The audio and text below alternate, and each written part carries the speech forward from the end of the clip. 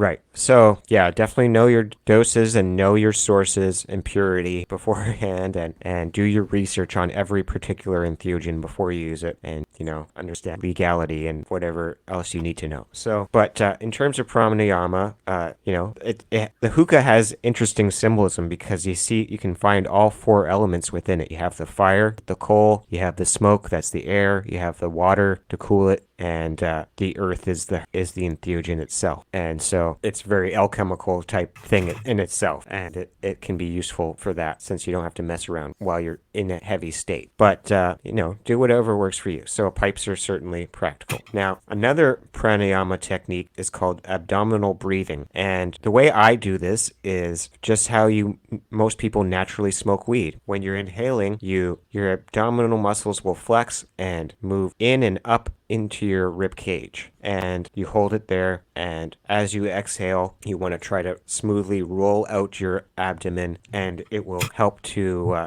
as your stomach pushes out as you're exhaling, it will help to close your lungs and squeeze every last drop of it so that you're getting deepest breaths possible. Now, if you read about abdominal breathing online or even a lot of meditation books, it'll have an exact opposite of that. And I know that there are some examples that say it the way that I said it, but I believe that this is actually what's called a blind in the occult, where they purposely give you bad instructions so that if you are the kind of person who just blindly follows instructions, you're not going to be able to figure it out. But if you experiment with this abdominal breathing, especially with marijuana, I can promise you the way I do it will get you higher. You're going to get way more out of your weed. And that is just how a lot of people normally smoke weed. They do it kind of unconsciously. So that, to be honest, I can't prove it, but I suspect pranayama was probably developed specifically to maximize the effects of smoking ganja or other entheogens. And they learned the best method to get the full lung. And so try that out and combine it with the fourfold breath, but even without entheogens, if you try it my way, you're going to get into a trance state where you're more focused and you're more like what you might imagined enlightened. If you do it the opposite way, you're going to get sleepy and unfocused, and it's not very interesting. It's actually how lazy people naturally naturally breathe. It's shallow breathing. And so certainly not the best way to smoke weed. We can say that for sure. But my way is the more how they do it in India. Even if somebody tries to, people writing the books in the West often aren't really practicing what they're writing. And so just try that out. Experiment for yourself. Don't take my word for it. Try it both ways. And so that's a really key thing to using marijuana originally, but any of these smoking entheogens. Though you might, as I said, want to hold your breath longer but try to do it with the mantra or to a specific count if you can, to try to keep it a steady rhythm. Okay? And so that will help to anchor you and get you into a deeper trance state and keep you focused as well. That's something you can concentrate on your breath and the mantra, and it'll help to just practice you can do this every day. It'll make, if you find meditation boring, you do this with some weed, you're going to have more interesting meditation experiences. It'll be a lot more enjoyable. So, but even if, say, you're on mushrooms, it's good to, and you're not smoking anything, it's good to have that pranayama practices down. So, yeah, just because pranayama leads to a more focused, rhythmic concentration, right? And it keeps you it helps you to relax, right? One part of the process of being in the meditative state is you want to get eventually to a point where you're no longer even fixated upon the breathing. If you're doing this kind of pranayama to its fullest extent, it should be able to become second nature, so that you maintain that focused breathing without even focusing. Right. And so if you're doing it with weed, you can only say the mantra out loud or the magic words out loud while you're exhaling your breath. You can say the mantras in your mind without exhaling, but so as you're saying the mantra out loud and exhaling, you can also direct your breath onto the image of the deity or onto the sigil, and you can visualize the smoke as in the appropriate color. Right. So in the Tara Tantra, it actually says that you should also visualize the image of the goddess Tara inhaling the smoke as well. So what you can do is exhale onto the image so that she is inhaling it as your breath, and then as she is exhaling her breath, it's like you're drying in through the pipe or whatever it is. And so you're unifying yourself with the deity that way. When you get Yeah, deep you're enough, engaged in shared breathing. That's powerful. Wow. yeah. And so when you're in the deeper, if you want to unify or invoke the deity, you can also just visualize them coming into your body and like overlapping it like a spirit, like as if your astral body is coming or a ghost is entering into your body, and or like sitting down into your body, or you can call it down from above if you have no image or whatever it is. Think of the visualization that is most meaningful to you for the deity or spirit entering into your body and unifying with. But you want to get into a trance state beforehand and establish, the presence of the entity before you really invoke it inside of you. And a lot of, especially in Tantra, that's really the last thing you do. You want to be well practiced in evocation before you try invocation. So evocation is having the entity outside, either in the image, in the statue, or the scrying device, somewhere outside of you, but in the ritual area. And then invocation is bringing it into yourself. But you should hold off on invocations until you're more comfortable with trance states and rituals. That's more like the advanced stage. Not because it's necessarily dangerous or anything, but just because you want to learn the more basic skills, and you're going to be able to use that invocation. You're going to have a stronger connection to the entity if you're more practiced and knowledgeable, and it's told you itself that it's time to start invoking or whatever. So right, I find a lot of invocation, if you don't understand yourself and you haven't learned how to hear and whatnot, then it's going to be very hard to differentiate between your own mind and the mind of the deity. It's very much a later practice. Yeah, so you want to be able to separate yourself from your ego before you do that. You're going to want to have done some theurgic work beforehand so that you can, not kid yourself about who is who and what, not fall for the wishful thinking of like, the deity said that, I should, go take up heroin and start beating my wife now or something, because I find often like deities, right, they speak to you through these kind of, some people, like it's personal dependent, but for me, a lot of it happens very rapidly through images and through emotion, and if it's very easy to misconstrue this as like your mind wandering off or dreaming if you don't know what you're looking for, Yeah. And another thing we should point out is just because you successfully evoked a spirit doesn't mean it's telling the truth. True. And so you have to learn how to work with the spirits before you really want to invoke them. Because according to Iamblichus on the Mysteries of the Egyptians and stuff, Theurgists or magicians, they're not actually interacting with the deities directly because they're too high up on the astral realm to really manifest here on Earth. But they send a daemon messenger, and that daemon takes on the form of the deity and interacts with you and can teach you things and acts as the ambassador between the higher and lower astral realm. And they can help you, if you're astral projecting, you might encounter the deities, but that's going to be that's when you attain total mastery and you're, have no ego left. And I can't say I've ever reached that, point totally. I've had ego death because of entheogens, but that's a different experience. But this is total enlightenment at this point, or total union with it is when you can reach those higher astral realms. So it's important to start slowly and cautiously with evocations before you just let's invoke some random daemon into yourself. But, you want to know a spirit, like Rich was saying, right? Like the spirits can be, so you want to make sure that you think of them as people, right? You want to develop a personal relationship with someone so that when you do get to invocation, it's like you don't just invite a stranger over to your house to eat dinner with, And then you don't start taking life advice from random strangers either. So right.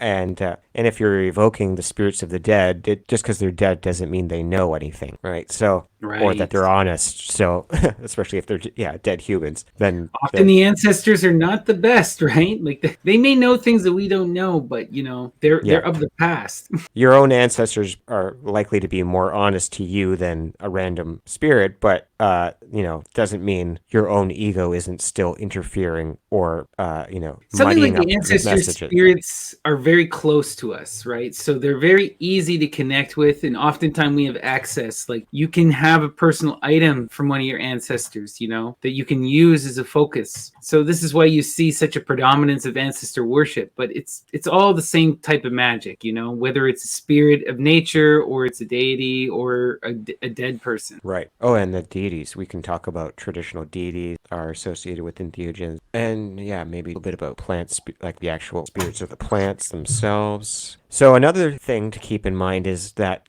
while any particular entheogen can be used to evoke basically any deity, or at least the good psychedelic ones can be used generally purposed. It is a good idea to assign them to a specific planet or variable if you can. If you have access to a wide variety of entheogens, anyway, then it can be useful to specialize them. So what I do actually is I have assigned different classes of entheogens to specific planets, though some of it might not be the most useful. So for example, all poisons would go into Saturn, though if you want a Saturnian herb that's not going to kill you or isn't nightshades, tobacco is a good example. For Jupiter, I have assigned painkillers and depressants. Jupiter has associations with healing, or mercy in Kabbalah, chesed, so that, use painkillers for mercy. So that's more of a healing thing, and there's not much ritual benefit to opiates usually, but it can help to deepen your trance states. Now, for Mars, I have assigned stimulant, and it can be as simple as caffeine, or yerba mate. Or like your Phaedra, right? Yeah, ephedra. And these can be useful for sex as well, and Mars is a planet of sex, so it can be useful in certain scenarios. If you have to, get into a warrior state, then stimulants can be useful. But again, it's pretty limited compared to psychedelics in its magical use. So for the sun you can have adaptogens, is what I have. These are general purpose herbs that have all kinds of benefits. These can be medical, or they can be just general benefits to your body, and they might blend well with entheogen. Then we have Venus, which would be, of course, aphrodisiacs, and that would be best used with tantric rituals, obviously. And then below that we have Mercury, and I have assigned nootropics or smart drugs. These tend to, there's a variety of modern drug you can get that can also increase neuroplasticity, and Mercury rules over the brain and nervous system, and so things like this are what I have assigned to Mercury. And then below this we have the moon, and onerogens is the class of drugs which are specifically dream drugs.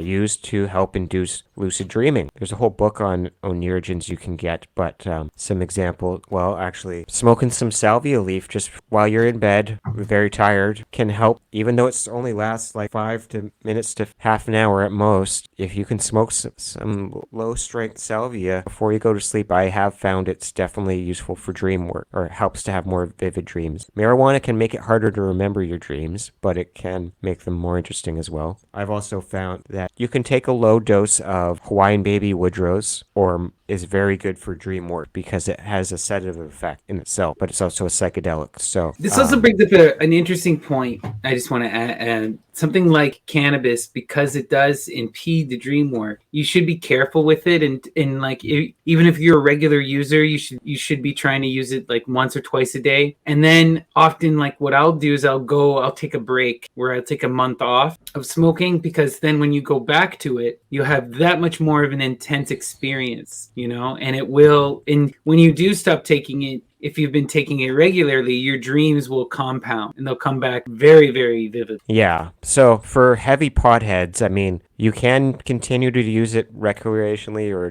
just as your daily life, but it will have more spiritual meaning to you if you use it exclusively for spiritual practices, or you say it, at least the first time of the day, the first smoke of the day, try to do your meditation then and say a little prayer. In India, they say Bam Shiva or Bam Sankara to consecrate it to Shiva. So that's just something to keep in mind. We're not going to I be. really I find can't a say lot it. of those. I really find a lot of those bhakti practices work good in this regard. Where it's like, if you look at a lot of these bhakti yogis, they'll literally be anything they do is an invocation, right? So when you smoke, when you're rolling it, when you're breaking up the weed, every process you can be invoking that deity and thinking of that deity and making it an offering of the deity. Remember, you're transforming your body into a temple to house the god.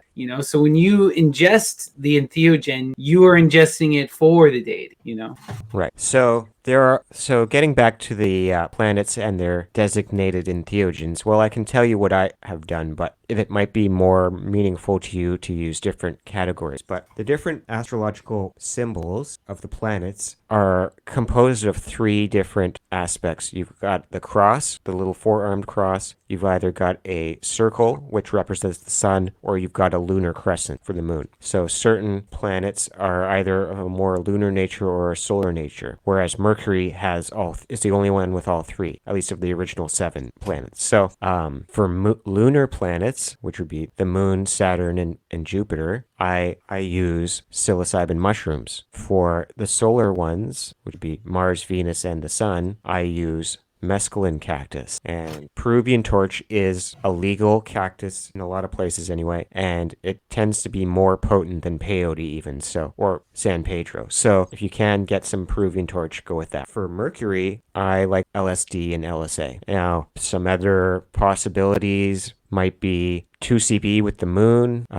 You might do Amanita muscaria, has often been associated with solar cults, like Christianity, for example. Or Mithraism, or yeah. Opium might be with Jupiter, coca leaves with Mars, as I said, tobacco with Saturn. And for modern astrology, sure, I like more variables I find are helpful often, so I don't mind using the newer planets. So ketamine to me is a very Neptunian fit. DMT, smoking DMT anyway, with Uranus, planet Uranus. Iboga would be a good fit for Pluto, and Salvia divinorum at the lower doses is pretty lunar, but I associate smoking the high extract with Eris, the planet Eris astrology. So that's just how I do it, but you can experiment and find your own correspondences. Now, there are ethnopharmacologists, which is a word that refers to the study of human use of drugs. It's called ethnopharmacology, and a variety of theories have been put forth for which entheogens have been used with which deities, sometimes with strong evidence and very definite evidence, and sometimes it's, they're just interpreting the myths as best they can. Right. Like sometimes it's extraordinarily clear. Like I would say something like a lot of the nightshades, especially henbane, is very clearly associated with Hecate. And a lot of people even talk about having visions of dogs while taking henbane. And this is something you see across many different cultures, and it's widely talked about. Saturn and cannabis is another one you see often. The Picatrix makes this association. So that's one of the oldest pagan texts. You see this across the Renaissance astrological texts as well, So there are some really strong ones, but you're right. Like some of them are a little different too. Right. And, for another example, Datura, which has the same chemicals as the nightshades, is in India associated with Kali. And Kali and Hecate actually are pretty similar in some ways. So yeah, very synonymous. But we know this very definitely that Datura is used in India. Shiva said, actually, in some cases, has to smoke opium continuously to avoid getting so angry with humans that he destroys the universe. So it keeps him nice and mellow from destroying the universe. And there's also that association with Shiva and Parvati and the lotus. Like in one of the classic myths in the marriage of Shiva and Parvati, Parvati goes off in the wilderness and finds Shiva's in his perpetual meditation, right, smoking opium, and she engages him also in austerities next to him, like doing all this yoga. And she describes how over the course of a month, she basically starves herself and ingests nothing but the seeds of the lotus flower until finally Shiva wakes up and notices her. Yeah, so lotus is a useful entheogen. It's mild, but you could use it for daily meditation or in conjunction with other ones. It helps to create a more focused meditative mindset, I have found, and obviously it would be symbolically particularly meaningful for a variety of Eastern deities and entities or Egyptians. Or Egyptian, yeah. So, but don't be afraid to use it with other cultures as well. It's just we're giving you the traditional thing and use it how you want because we're chaos witches and that's how we roll. Yeah, And we do what we feel. but experiment and go with what works. So that's Shiva and Kali. Some other examples. Christian Roche is a German ethnopharmacologist, and he has argued the goddess Freya is the goddess of cannabis sativa. So Shiva would be more cannabis indica because that comes from India, but sativa is more outside of India and is most very likely connected to Freya. He says that on May 1st, pagans would go out into the hemp fields and have an orgy for fertility rites and worship Freya. And even to this day, we can see the goddess Germania, who is like the goddess of Germany in the same way that Britannia is the goddess of Britain. But Germania is depicted with holding hemp plants. So this is really just a more modernized version of Freya. And Freya is definitely a magical goddess who teaches cedar shamanism, SEIDR shamanism, or Spae as well, SPAE, with some accents on there. But yeah, and Freya famously teaches the satyr to Odin, who has to undergo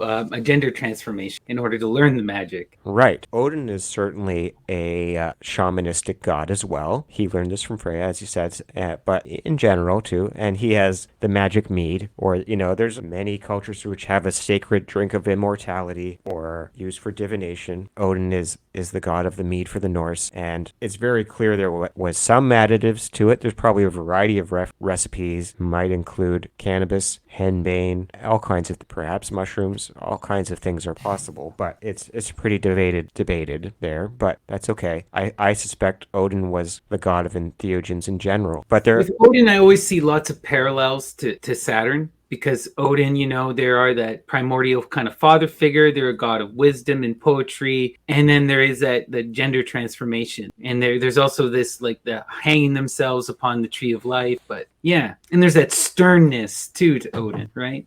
Right. There are some who have argued actually that Frigg and Freya are different aspects of the same goddess. Frigg is the wife of Odin, but we can also read a myth of Freya who searched for her husband Odr, ODR, and that name is also the word for poetic frenzy or mystical frenzy. So sounds like Odin, right? Yeah, and that is actually the same etymological root of his name. The OD there, Odin and Odr, is etymologically related. So this is part of the evidence for them being married. So Odin's name itself refers to getting high. So we can say safely that he's a shamanistic god, but it's hard to tell exactly as there's so many possible entheogens he could be using. Certain plants do have flowers that produce psychoactive honey. If the bees gather enough pollen from those plants, the honey will be psychoactive. I think of heather, which is known to produce ergot, right? Yeah. So, and that was used in Scotland to make various types of entheogenic honey. Right, and other herbs were undoubtedly used. There's a great book called Sacred and Herbal Healing Beers by Stefan Booner, which has recipes of usually medicinal, but also psychoactive herbs that have been added to beers and meads and things. So if that's certain more celebratory rituals might call for that, but say henbane does produce psychoactive honey, but it's again, these are nightshades, so it's very dangerous. But also rhododendrons, though these are not so. That's the famous pleasant. mad honey from Nepal. Is a rhododendron honey. Yeah, and it might be used more in Central Asia and other places, but it's not very pleasant from what I hear. Though I suspect they had advanced knowledge of pharmacology and how to kind of mitigate the sickening effects and the dangerous poisonous effects. They had their antidotes. We don't really have that now, so best to just stick with mushrooms and the safe ones that we know. That's the Norse. Then for the Greeks, well, we already mentioned Hecate, but Dionysus, of course, who is basically another god of drugs in general in Entheogen. Instead of mead, they would use wine to make tinctures. It's important we understand too, like when we're talking about wine, the Greeks are really referring to any fermented drink, So when he says he's a god of wine, we're not talking about just grape juice, Right. Though Selinus, his satyr, is the god of brewing in general and beer specifically. He's also a good one to work with if you want to get on the brewing path. And being able to brew stuff is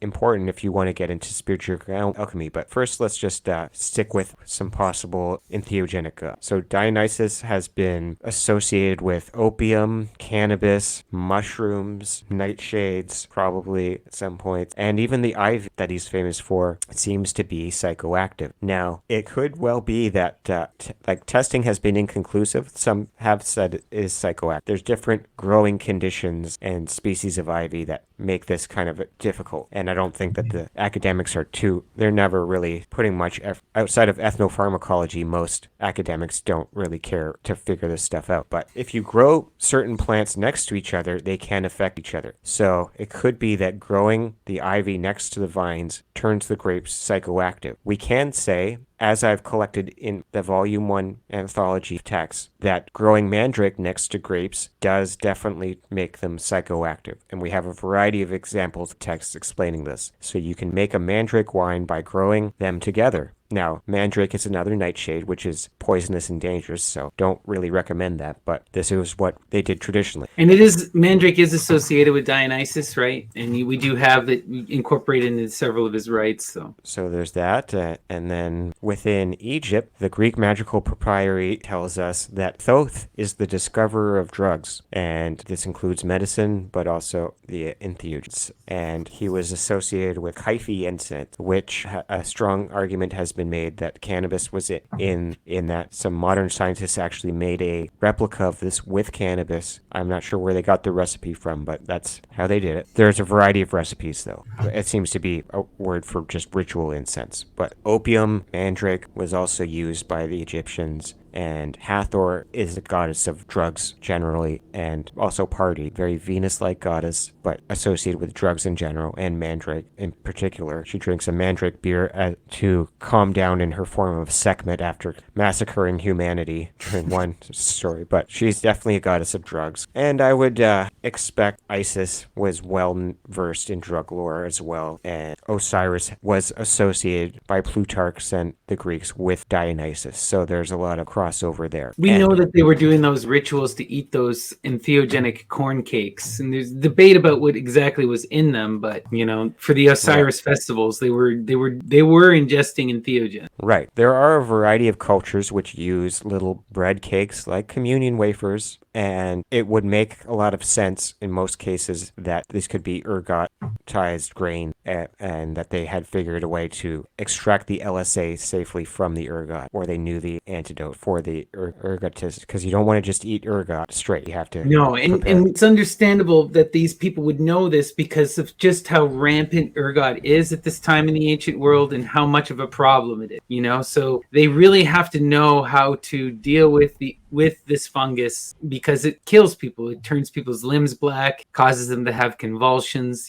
It's a very dangerous plant to work with. Any agricultural grain growing culture basically is going to be aware. They're going to find out the hard way if they don't pay attention to it. So, but it seems to have, be a common Indo-European thing. Like Demeter, I think of for the Greek sense, is constantly associated with the grain, right? Right. Now, in this one version of Mysteries of Eleusis, which is Greek and has been argued most famously to be using ergot and LSA, it does say that Demeter used opium to comfort herself for her grief. But so while we can say there's if you want to contact Demeter, you might use opium, we can say pretty safely that the Kykeon sacrament of Eleusis was neither opium or cannabis, because these were just too widely known, and it was illegal to disclose the mysteries and the sacrament. So the reason why a lot of this is secret is because there were laws protecting the secrets. And so if they're openly talking about opium and cannabis in the way, or nightshades, we can rule them out as being the Kykeon sacrament, because it would be too well known, and they wouldn't be able to keep that secret. But the preparation of ergot requires specific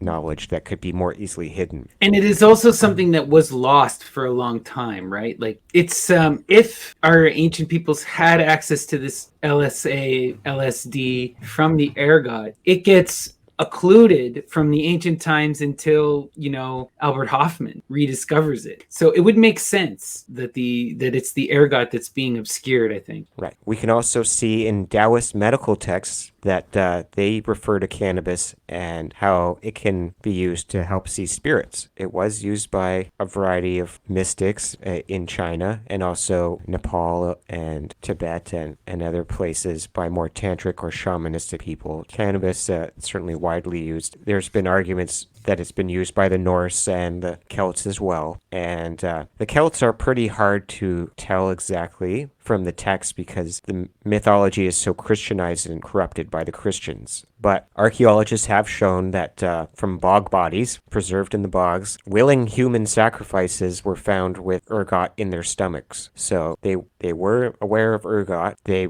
were aware of hemp at least, and so they were probably aware of the hashish or finger hash from just handling the hash or from handling the cannabis. You can get finger hash, which is just the resin builds up on your hands and then you can use that. Now, it seems highly likely, given all of the folklore around mushrooms and fairies in Europe, that, yeah, mushrooms were known and used widely and associated with the other world. And a lot of scholars like to connect the mushroom to Merlin's golden apples, for example. yeah, so it's quite likely that, as with these immortality bestowing drinks of the god, that the apples that the gods often eat are symbolic of entheogens, either one in particular or in general. Or perhaps mandrake fruits are little golden apple-like things. But they're not actually, they're not particularly psychoactive though, so it's hard to say. But we're just giving you the possibilities as ethnopharmacologists have. And whether or not this is historically accurate, well, it works. It still works for the rituals. So these are just some good ideas for correspondences symbolic. Right. You know, the point is that all of these drugs will take you into an alternate space that will help you connect to the supernatural. The key is, what are you trying to connect to and how? Different entheogens are going to have different effects, and they're representative of different energies, right? Like when I think about Saturn, if you're trying to connect with Saturn, then you want to get into that self-reflective state, you know, where you're reflecting upon your past mistakes. You know, Saturn is that god of knowledge. They are about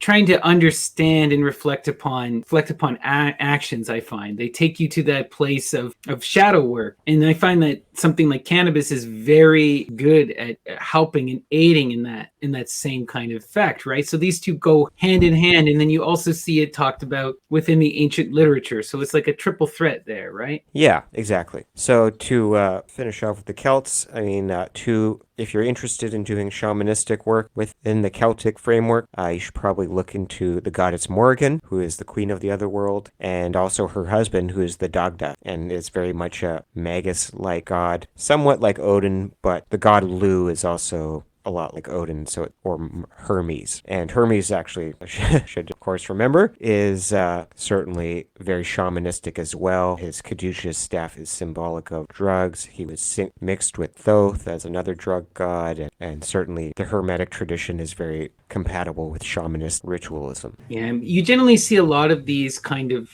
deities that are associated with the communication as also being very much related to drugs and whatnot. I think about Ganesha or Ganapati in the Indian tradition. You know, they're the lord of the barriers, of the doorways. They help you to see into these alternate realms. So of course they're going to be associated with the drugs that are, in a sense, the password to get into these realms, right? Right. So those are the main deities that come to mind for me at the moment. Certainly, you know, Native Americans have elaborate shamanistic traditions, and there's the Aztec or Mayan deity Zocapili. Please forgive me if I'm probably mispronouncing that, but he's the Prince of Flowers and the Prince of, you know, the god of entheogens generally. Though I don't, especially if you're a white person, maybe not call up those deities so casually. You don't want to do any of this half-assed, but you know, if due to history, some might be friendlier to white people than others. So just something to keep in mind. You want to do this very respectfully and not be dabbling or appropriating and bastardizing in a disrespectful manner to the tradition. Yeah.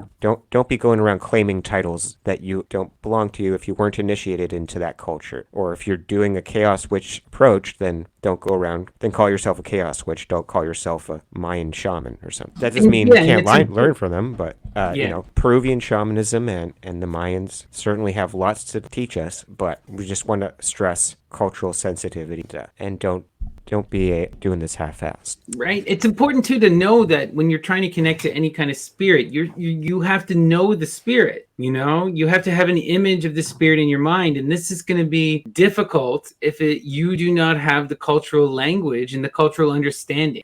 So I'm not saying it's impossible. People can learn and understand all kinds of different things, but you have to have that sensitivity, and you have to immerse yourself, and then you have to have that respect. If you're going to connect with an Indian deity, you want to understand that perspective. You want to engage with that through that process, right? If you're worried about these kinds of sensitivities, you don't have to engage with deities that are outside your culture, or you can create, like we're saying, your own. Right.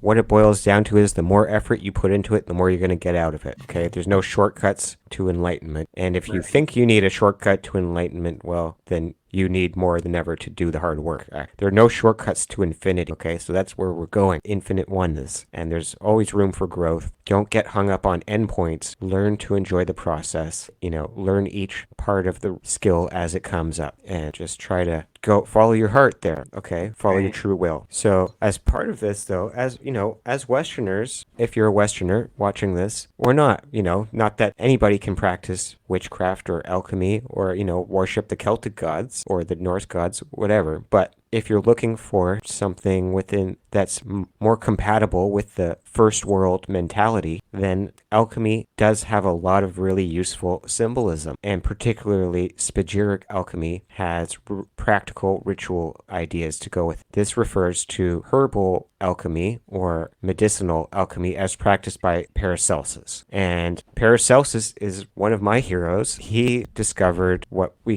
he helped to discover the scientific method even, but he also is the founder of modern Western medicine. And he was one of the first. I'm pretty sure there are people outside of Europe who discovered aspects of this older than him, but he learned how to make tinctures and to extract alkaloids using alcohol. So an alkaloid is any chemical that is soluble in alcohol and can be extracted and made into a tincture. Now, to make a tincture, you can do this ritually, or you can, if you evaporate the alcohol from a tincture, you'll be left with an essential oil. And that essential oil, like marijuana oil, hash oil, you can smoke or ingest otherwise. Or topically. Yeah, or you can put it into ointments, and that can be good for sex magic, or you could trace the ointments onto your body as a symbol, trace a symbol using the ointment onto your body. Now, to make a tincture is pretty simple, and you might integrate this with a brewing god like Silenus or Dionysus or Hermes. Get yourself some high percentage alcohol. You can either learn to make moonshine if that's legal, or whatever you think is right there, and or you can buy some Everclear or some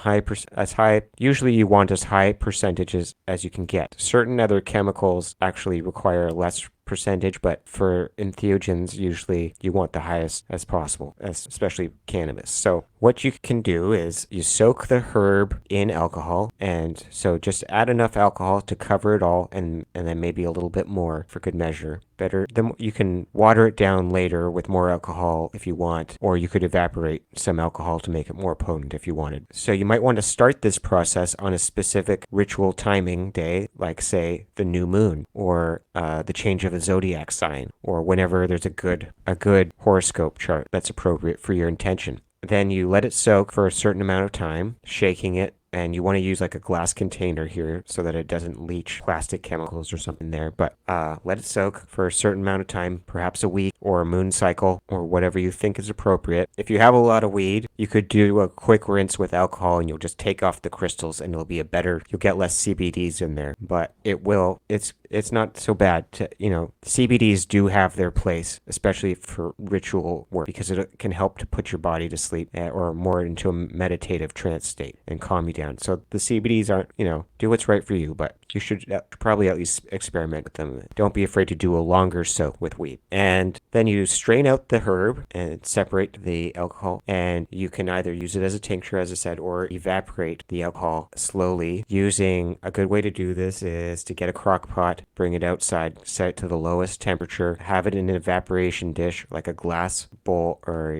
something you can scrape the hash oil out of, or whatever oil it is. You can do this with even a non-theogenic plant, and use the essential oil for making your own incense or adding to your smoking blends or whatever. Any kind of medicinal thing, right? There's a lot of different magical and herbal benefits to tinctures, you know? Yeah, So, you can make your own medicine this way and not even, quite aside from the ritual use. And you can do this with salvia. You can, it's not the best extraction method or the most efficient. You can do it with salvia or mescaline cactus, and you can do it with opium poppies. If you just even take the leaves of the poppies, you can make an essential oil. It will be psychoactive. So you want to evaporate it on a specific timing, maybe the full moon or whatever day is appropriate. But while the alkaloids are dissolved in the alcohol, like after you separate it, you can also just take that tincture and charge it with energies and your intention. You might even stick a crystal in there to infuse the energy you want into the oil, and you can set your intention that consecrate it to a particular planet or element or whatever it is or deity. And then when you evaporate the alcohol, it'll congeal the oil and solidify more, and it'll keep that energy in it. So the idea is when something is dissolved, more receptive to energy, congeal it, it's more set. So that's a very practical way to have a consecrated entheogen. You can use that at a later time. You can make a big batch that's consecrated and then use it in various rituals later on. That way you don't have to consecrate it